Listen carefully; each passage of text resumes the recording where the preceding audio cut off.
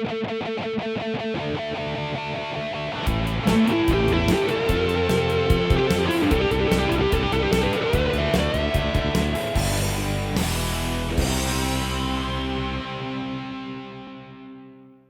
welcome to another episode of Geek Lunch Me. I'm your host Chris, as usual, and today we are doing another vintage Star Wars toy restoration.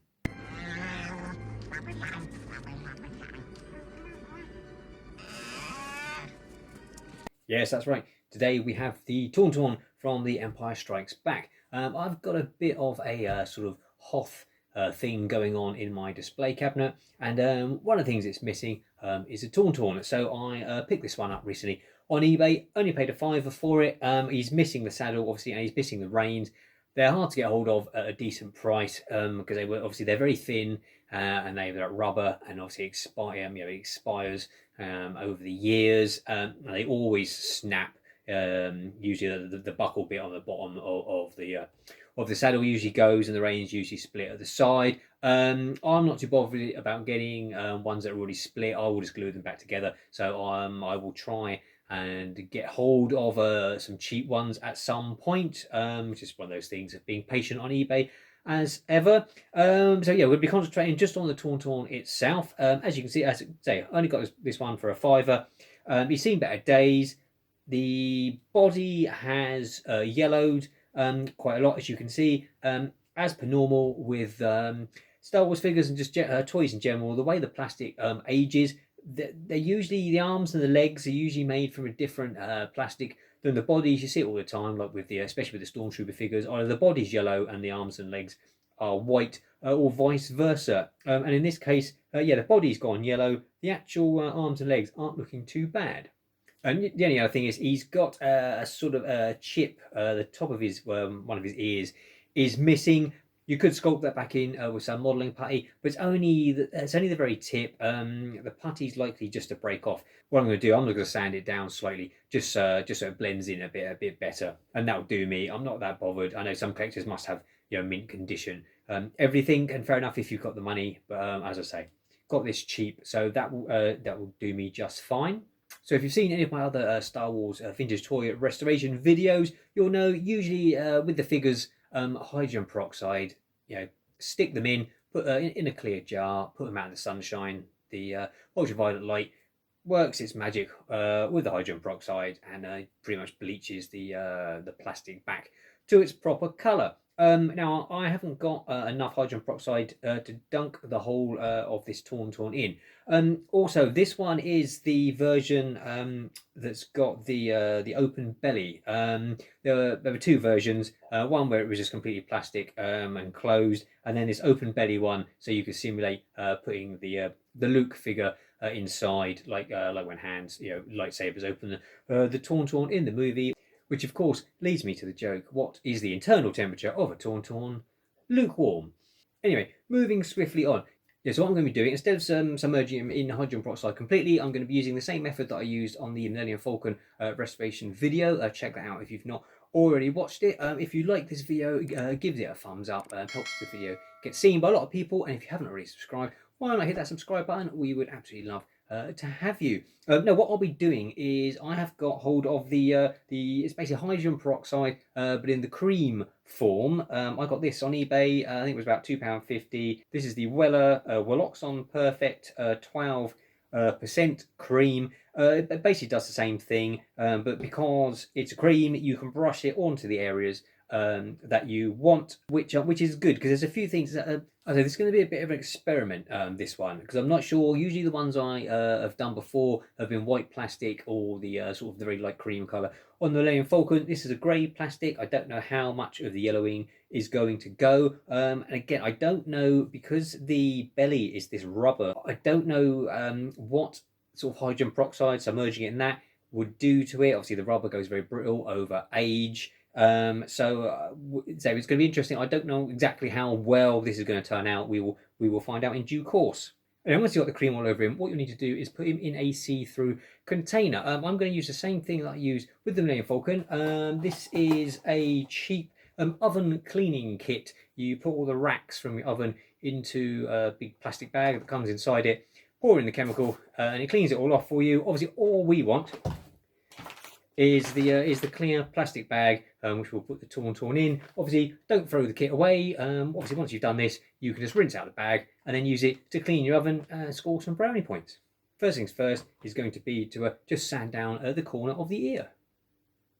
Okay, so we're just going to sand this ear down to make it look a bit better. I've just got these sanding sticks. You've probably seen me use them before in model making videos. They're various different degrees of grit. So all I'm going to do is just gently just shape this back, and basically just going to get rid of some of the sharp edges, just make it blend in a bit better. So I hope you can see I've just sanded that down a bit. It still looks like it shows up a bit because the plastic underneath is quite a light grey, and obviously everything else is all discoloured. So hopefully once we've had it out in the hydrogen peroxide, hopefully that should blend in a bit more. Right, so the next thing we need to do is just to remove any dirt that's accumulated on him over the last 40 odd years. So if you've seen any of my restoration videos before, you'll know what's coming next. It's going to be a shot of me at the kitchen sink scrubbing this guy with a toothbrush. Enjoy.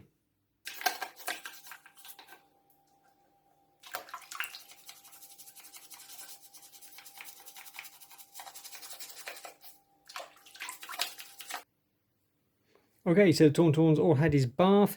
Yeah, the belly has actually come up quite a lot cleaner than I thought it was going to. A lot of that was just in-ground dirt, so his belly's looking a lot whiter already. I was very careful when I was cleaning that, obviously with the rubber. I say it's 40-year-old rubber.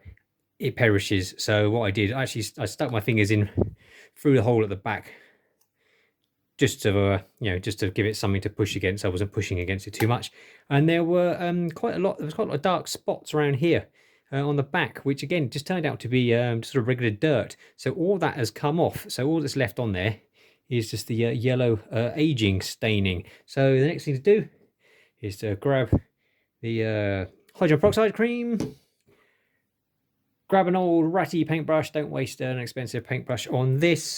And then all we're going to do is basically dip this in and then just brush it.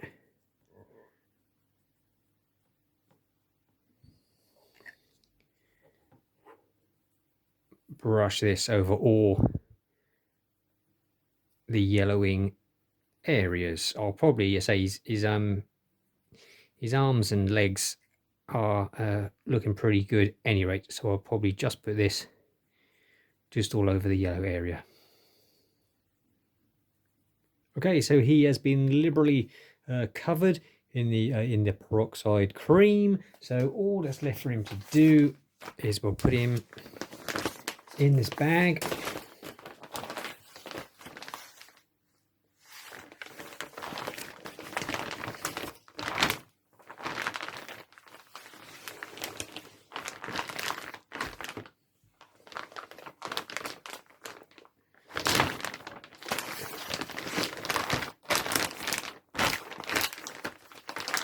So he just goes in like that, and then seal the bag up,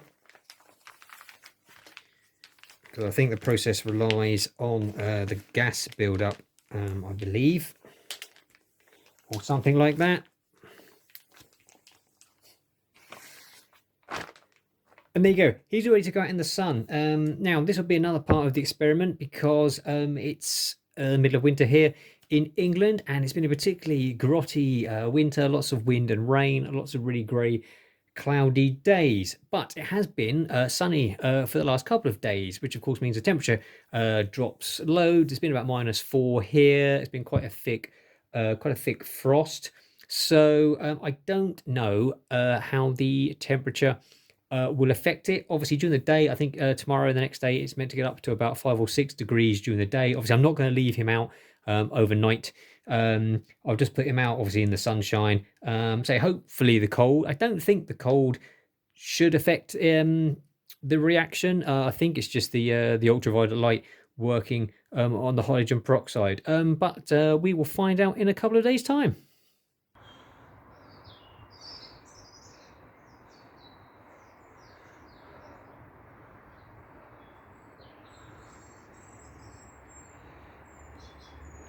Your Tauntaun will freeze before you reach the first marker. Then I'll see you in hell. Okay, so thanks to the power of editing, it is now 2 days later, and whilst we didn't freeze before we reached the first marker, it has been bloody freezing here. So Tauntaun's only actually been out for a couple of hours each afternoon. I did go to put him out first thing in the morning before I went to work, but the patio table was covered in thick ice. So I didn't know if the cold would affect it or not. So I waited until lunchtime. The sun had come around and had melted the ice. It was still cold, but so he's been out there for, like I say, a couple of hours for the last couple of afternoons. And I think looking at it, I think it looks like it's done the trick. I don't think the cold has affected the process. You might be able to see inside of the bag, there's lots of condensation and stuff. Always find this. You can tell the process is working when you're using the hydrogen peroxide solution. You can see all the bubbles form all around the figures that you're cleaning. I think the same thing here, something to do with the process. I think it lets off some sort of gas, which obviously is collected on the inside, and say condensation has formed. So what I need to do now is basically just wash, clean all the hydrogen peroxide cream off of him. I will spare you another shot of me cleaning at the sink. So I'll go and do that now, and then we'll see how he's looking.